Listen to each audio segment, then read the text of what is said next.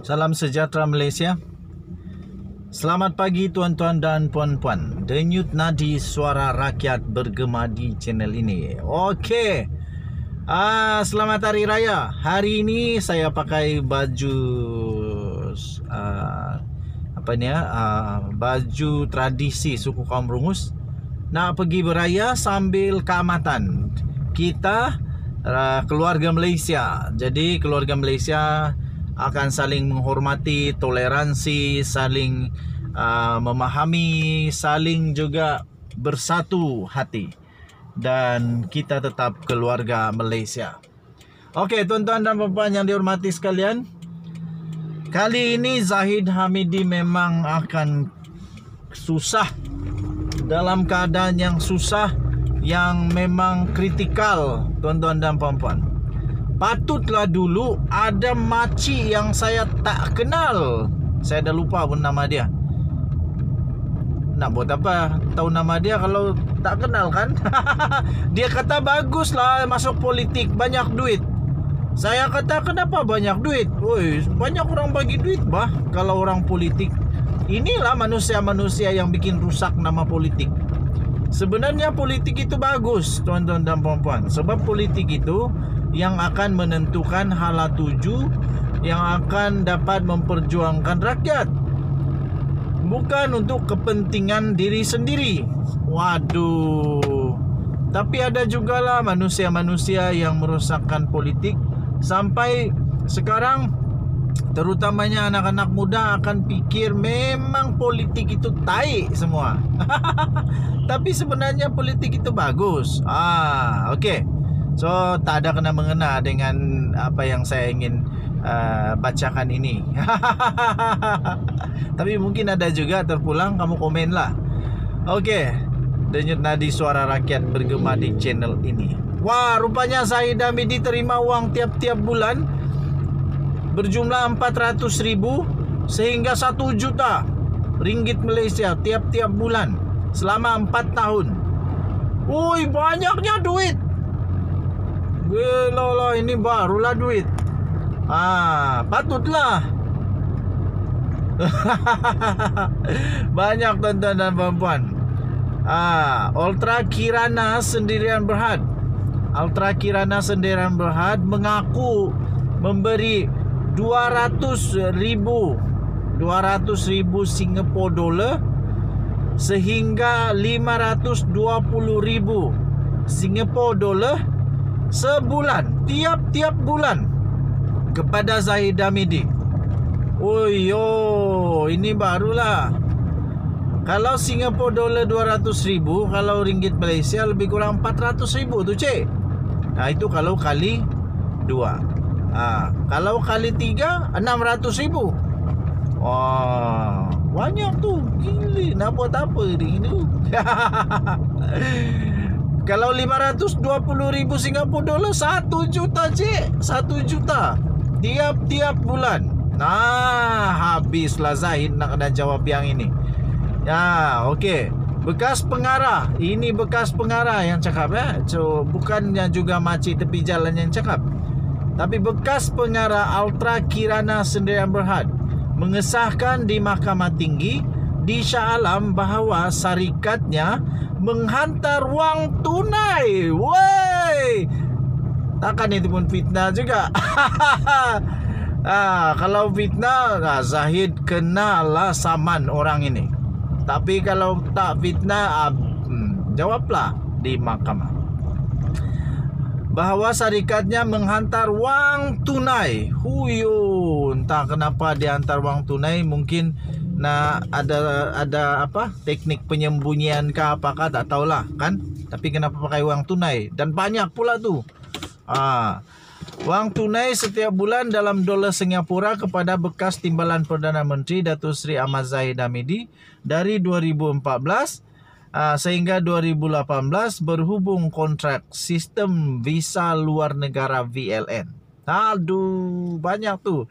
Harry Lee Wui Kun berkata, bayaran kepada Zahid Hamidi bermula pada akhir tahun 2014 dan dengan bayaran sebanyak 200,000 Singapore dollar atau lebih kurang 400,000 sehingga 500,000 ringgit Malaysia setiap bulan. Kemudian meningkat, pandai meningkat juga, meningkat kepada 520,000 Singapore dollar atau lebih kurang 1 ke 1,5 juta ringgit Malaysia setiap bulan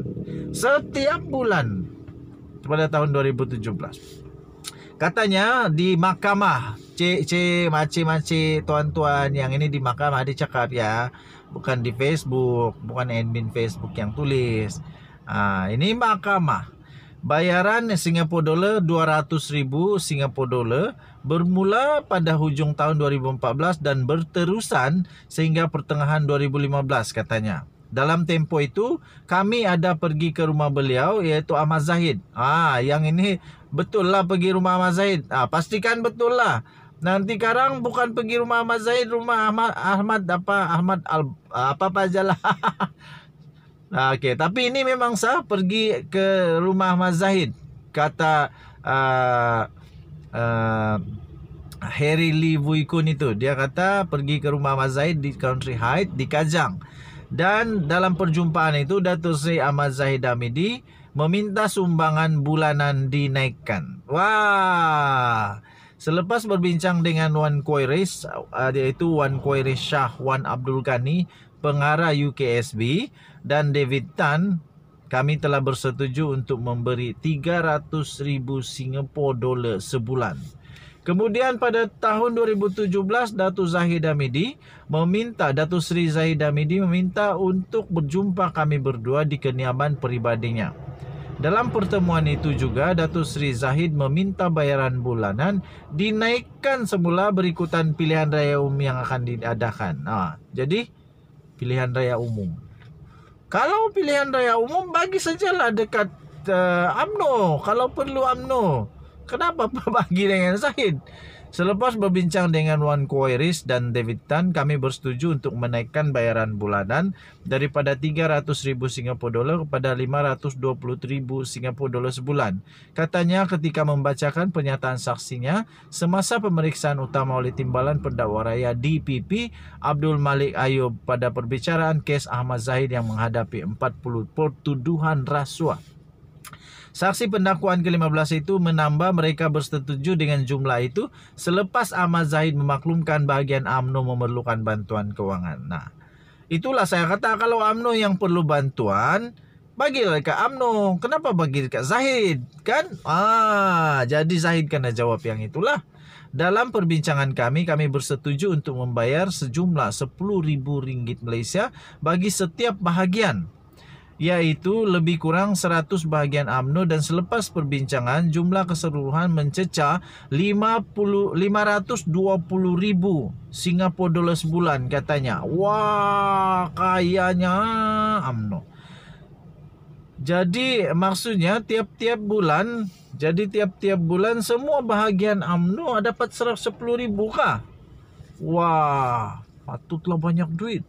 Saksi pendakwaan ketiga iaitu bekas Timbalan Setiausaha Bahagian Hak Ehwal Immigration Kementerian Dalam Negeri KDN, Siti Jalila Abdul Manap, sebelum ini memberitahu mahkamah bahawa Ahmad Zahid telah menyambung kontrak UKSB untuk projek VLN walaupun kontrak masih berbaki 3 tahun lagi. Ialah supaya tak ada orang yang potong jalan agaknya. Apabila ditanya dalam soalan tambahan oleh DPP Datuk Raja Rosella Raja Tolan, bolehkah anda mengingati berapa kali anda menghantar wang tunai dari 2014 hingga 2018? Beliau berkata, proses itu 70% dilakukan oleh dia katanya. 40 kali dalam tempoh 4 tahun. 40 kali. Ya, banyaknya. Okey, so Datuk Seri Ahmad Zahid Hamidi memang Bekakai lah kali ini menjawab semua ini. Oke, so kita doakan juga lah. Saya tetap berpendirian keputusan mahkamah adalah yang paling tepat. Oke, so kamu boleh komen. Denyut nadi suara rakyat bergema di channel ini. Jangan lupa tekan butang subscribe, like, dan share. Kita jumpa lagi. Bye bye.